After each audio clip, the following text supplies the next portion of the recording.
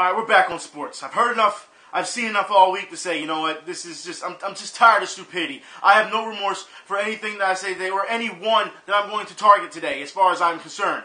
This is absolutely ridiculous that this is what we're seeing. We're going to start off today with the Philadelphia Phillies. Now look, I watch the Phillies all the time, no matter win or lose. I've been watching these games, and you know what? They don't care. They don't care. I can see why now. Jonathan Papelbon came out and said, "That's right, Pat. I can see now why he wants to be traded." Now I put it like this. This is the same Pat that came out, earlier this season said, if I was a betting man, I'd say we're going to win the World Series. You should bet on the Phillies to win the World Series. What I say? You must be out your damn mind, Pat. You must be. All right? And then, we heard not too long ago, he was saying, well, I hope that I'm traded, or I can't wait to be traded. I would definitely want to be traded to a contending team. Because now they're losing, because they don't care. And here's the thing. Even though a lot of us are pissed off at what he said, because one minute you say you're going to win the World Series, and next, you want to be traded, it goes to show you that you have no loyalty. However, if anyone remembers what Pap said when he first came to the Phillies, he said, I'm not used to, all these guys being so laid back. All these guys really not caring that much. They're not fired up. They don't get in, they don't get amped up like Boston do.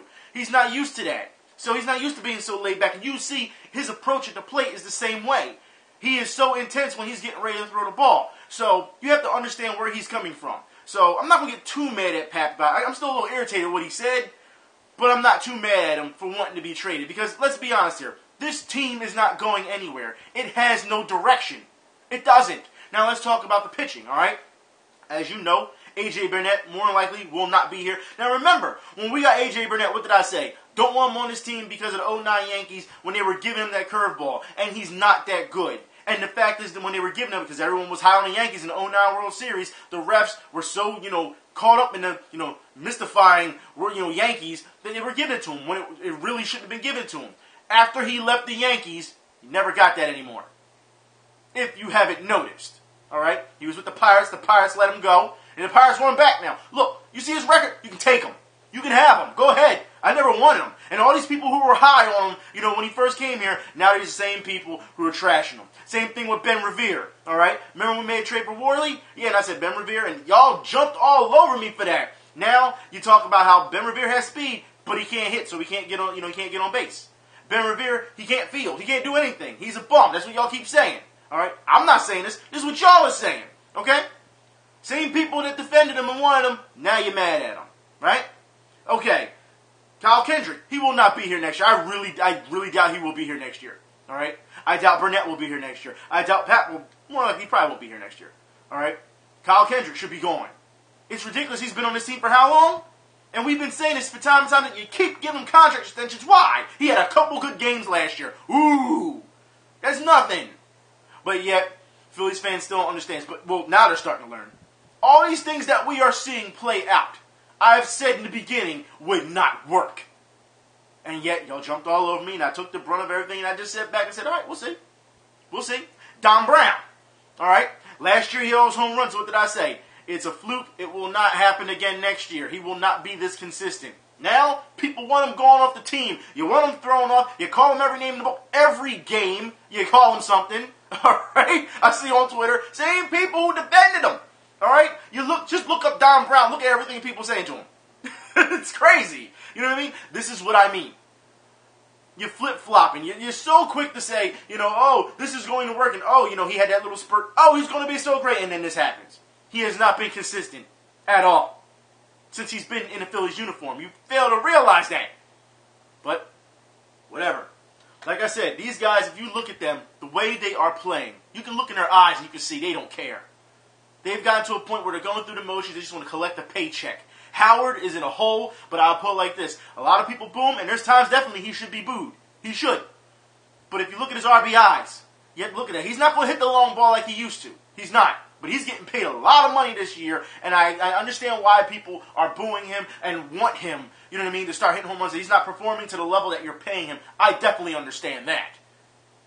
But it is unfair also to think that a man can keep that up. That's the Phillies problem, because if you think about his contract on the back end of that, all dumping all that money on him. That's what it was. You didn't have a problem with when he won the World Series, did you? Nope. Didn't have a problem in 09, really. No, you didn't have a problem with Howard until the Giants, until Brian Wilson shut him down.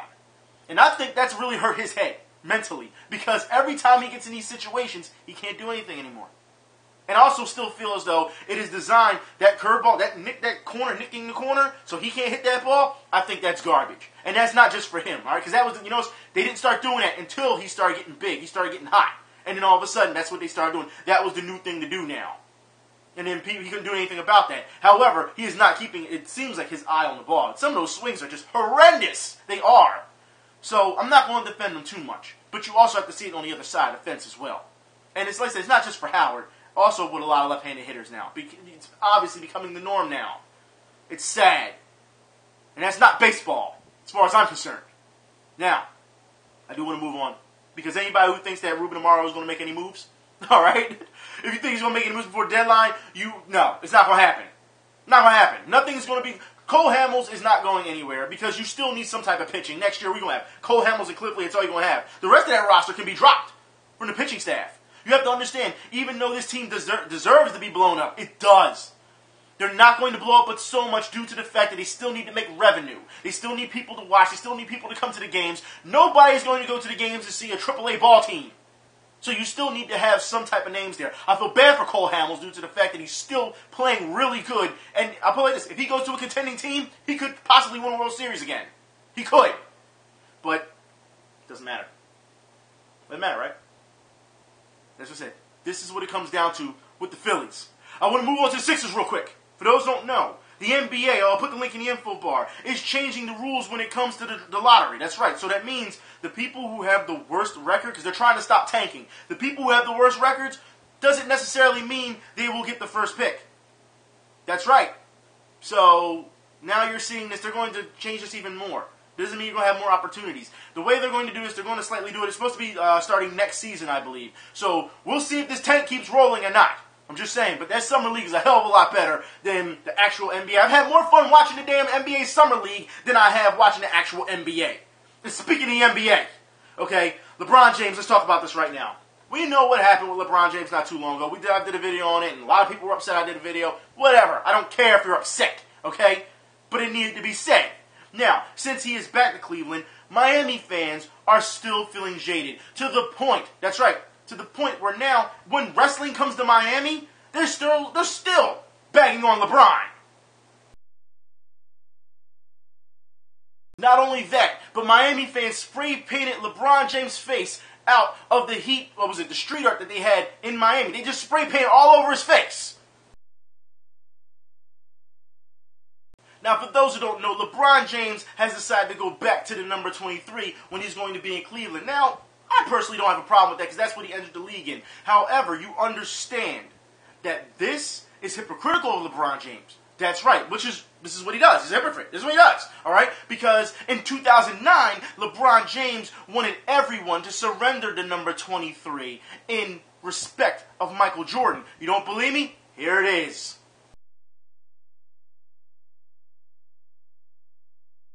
Now, like I said, while I don't have a problem with LeBron going back to the number 23, it does make him look like a hypocrite. It really does. However, speaking of more hypocrites, for those who don't know what I'm talking about, Redskins 11, that's right, formerly known as Desean Jackson, had the nerve to say about the Philadelphia Eagles, their fans, that's right, that Redskins fans are more loyal than Eagles fans.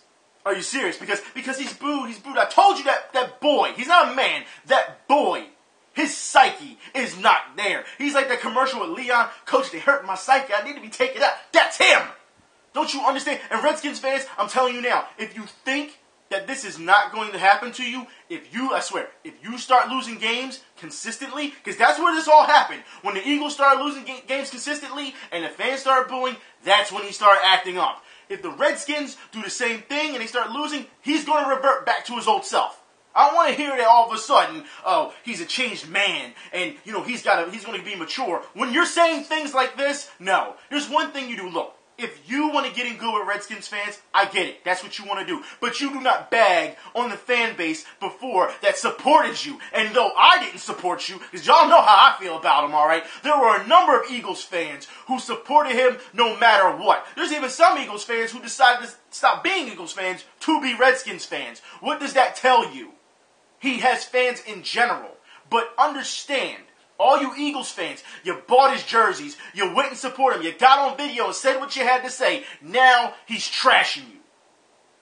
How do you feel? I told you, you can see right through that dude and tell he's phony. But you didn't want to hear that. It's okay. I understand. You wanted to believe. I get it. You wanted to support. I get it. But understand, at the end of the day, you have to be able to look through a person just like Desean Jackson and say, hey, this dude he's not built for that. He's not built for this city. He's not built for this type of manliness. He's not ready for it. And then he goes off, and tries to act like some type of star, which we saw he's not. All right?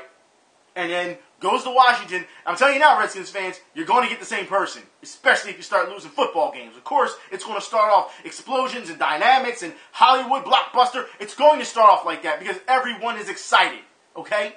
But understand, as it goes on in the stretch, it's going to fizzle out. It's only going to be a matter of time. Before you know it, Redskins fans are going to be jumping all over him too. And then wherever else he goes or wherever he stays, he's going to have something nasty to say about you. Because it only matters about his money. That's all that matters. And him getting the ball. He don't get the ball, he'll just quit. We saw that when the Eagles were losing and Vince Young threw that ball. I'll never forget that game. Where Vince Young threw that pass, that bomb to Desean Jackson, all right, against Seattle. And he just walked off and was like, nope, I'm not going to run that hard because of my contract status. No way in hell I will ever forget that. Speaking of the Eagles, I'm going to talk about this right now. For those who know, ESPN all week has been showing a lot of practices when it comes to football, okay? Seahawks, practice special. The Chiefs practice. They've been showing all these practices, all right? The Eagles have had practice, but it seems like nobody's covering them. And what I mean by that is, why hasn't the local media taken a cue from ESPN in this aspect, the only aspect, and start showing what's going on? Now, I know a lot of fans are going to sit here and say, well, we don't want to give away our plays and things of that nature. Well, I advise you start watching the Seattle Seahawks practice because they came out, Pete Carroll, the players came out and said, look, you can see our plays. Try and stop us. That's all they said. Doesn't matter. Try and stop us. That is confidence. And I will say this, though. Their secondary, in their practice, on their one-on-one, battles with wide receivers, getting torched. Getting torched. They didn't stop one person. Not even Richard Sherman stopped one person. It's crazy to see. I'm not saying that that's going to happen in the regular season, but in practice, they are getting lit up. It was quite a good practice to watch. Very interesting practice to watch. It's not practical, have all the music out there and all the fans and everything, to real football practices, but this is interesting to watch. It's very fun to watch. I sat there and watched the entire thing. It was on for 2-3 hours. I watched it. I didn't care. I even watched replays. It didn't matter. Because to me, football, I'm missing football. So for me, football, any type of football like that is fun. Just watching practice. We talking practice, that's right. All right? But I'm just saying. Anyways, back to this Desean Jackson thing real quick, all right? I just want to leave one more little note for you Redskins fans, okay? When Desean Jackson said that you are the most loyal fans, as opposed, you're more loyal than Eagles fans, we shall never forget about this.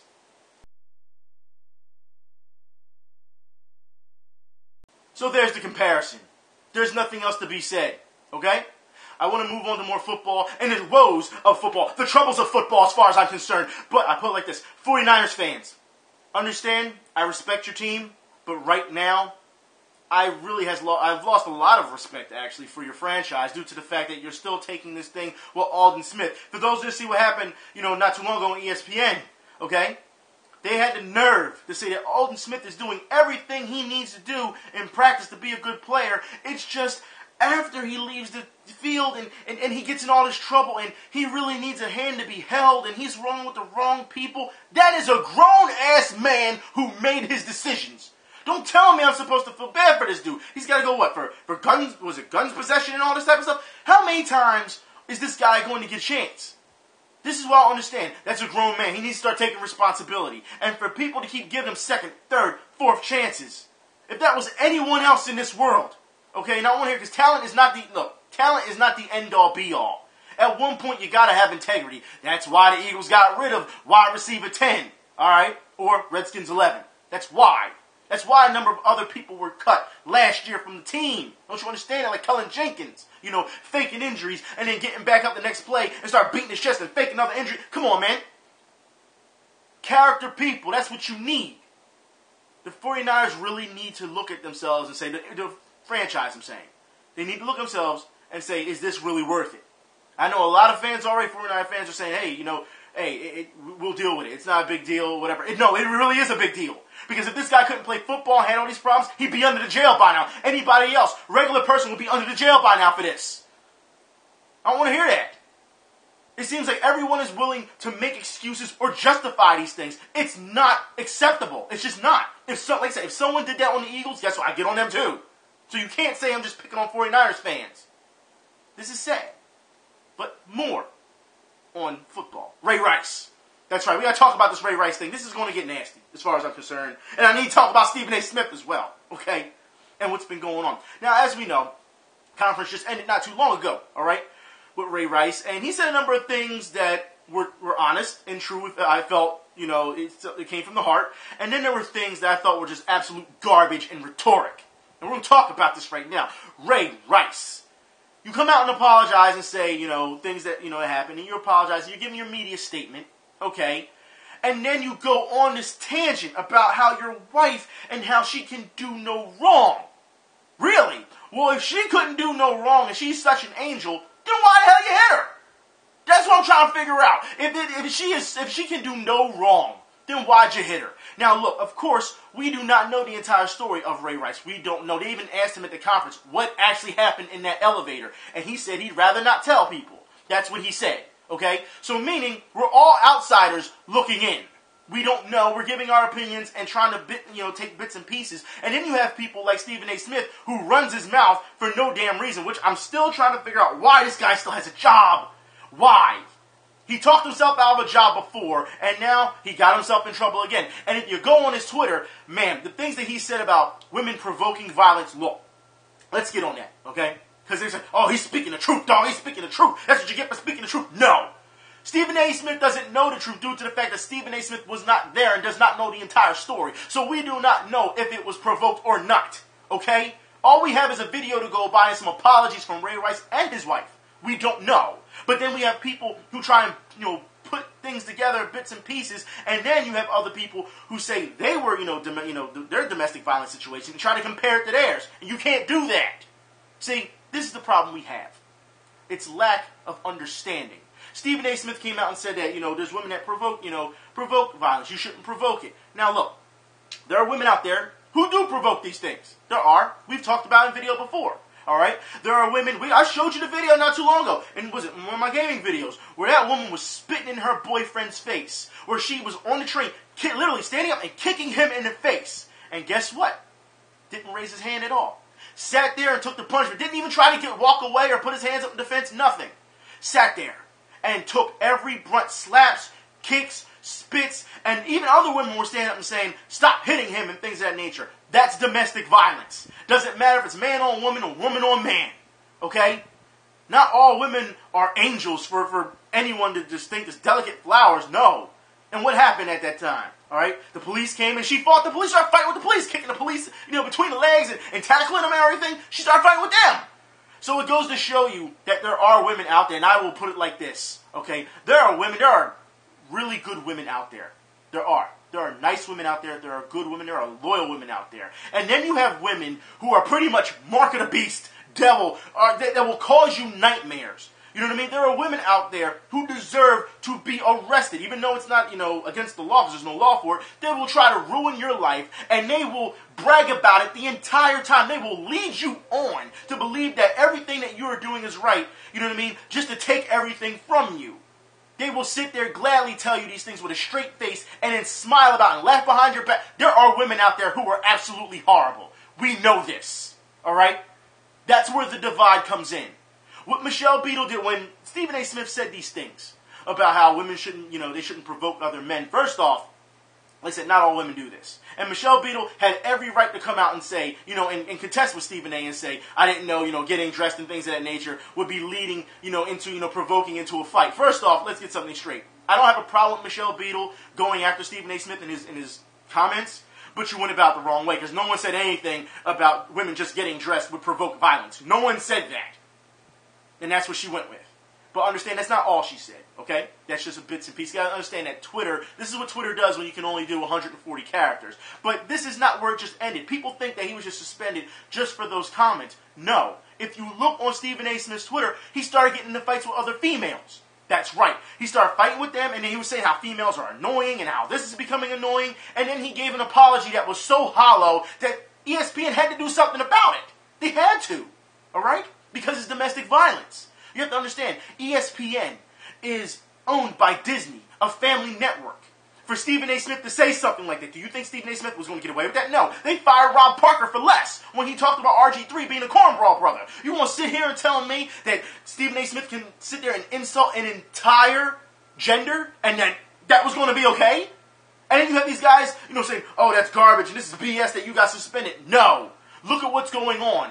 ESPN was in a squeeze with their sponsors and with Disney. No, they will cut Stephen A. Smith off before they let anything happen to that network.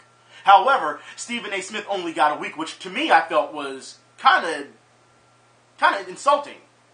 All right, it almost tells you that some of these, that ESPN, because a lot of people like to say the NFL only suspended Ray Rice for 1 or 2 games, and that, that's how much they care about domestic violence. Well, if ESPN only fired him, suspended him for a week, that should tell you what they feel about, domestic violence. They weren't going to do anything until the backlash happened.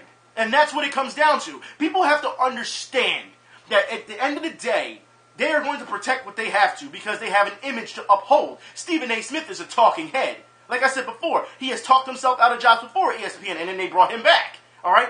ESPN First Take has to be the rodeo clown of sports when it comes to opinions. You have one job. One! I said this before. All you have to do, the easiest job in the world, sit in a seat and talk sports without, getting yourself in trouble. And you can't do that? Seriously. You can't do that. That is absolutely ridiculous as far as I'm concerned.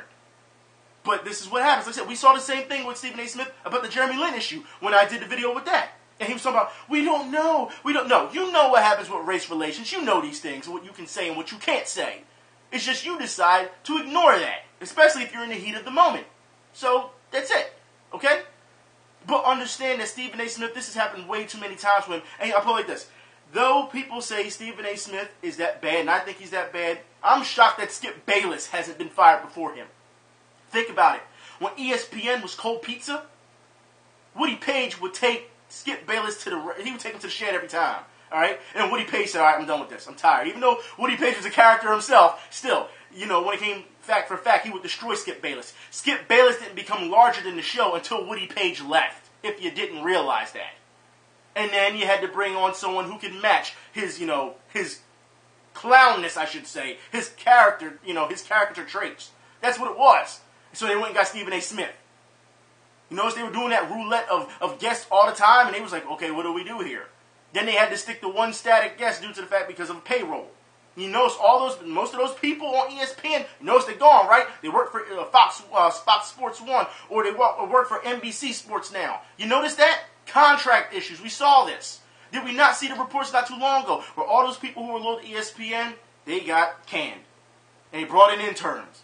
And then we just saw not too long ago, ESPN just made a huge multi-million-dollar deal with more of soccer and things of that nature because it's not about the people, that work for them. They can replace them. This is why they have to go from place to place to place at this point.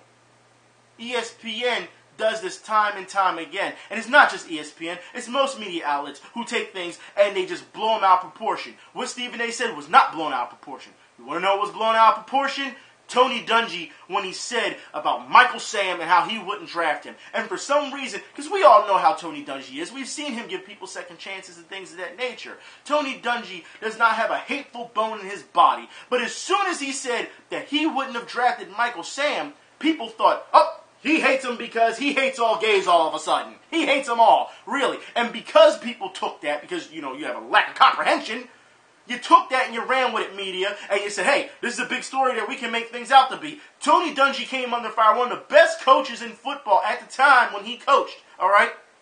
Under fire. A great person, a great ambassador to the sport of the NFL, of football, came under fire because he said he would have not taken Michael Sam. And you took it and you ran with it, and then he had to come out and try to, how can I put this, dumb it down for the idiots and clarify his statements. Tony Dungy, the first African-American coach to win a Super Bowl, has been looked at as a voice of reason in NFL circles. Dungy never let reaction get in the way when he supported Michael Vick. And Dungy never said the distraction surrounding Tim Tebow should keep him off an NFL roster. But Monday, Dungy's voice struck a nerve when he said, quote, "I would not have taken Michael Sam in the draft." Tony Dungy saying this, among other things, about Michael Sam, the league's first openly gay player. He said it to the Tampa Tribune, quote, "I wouldn't have taken him, not because I don't believe Michael Sam should have a chance to play, but I wouldn't want to deal with all of it. It's not going to be totally smooth. Things will happen."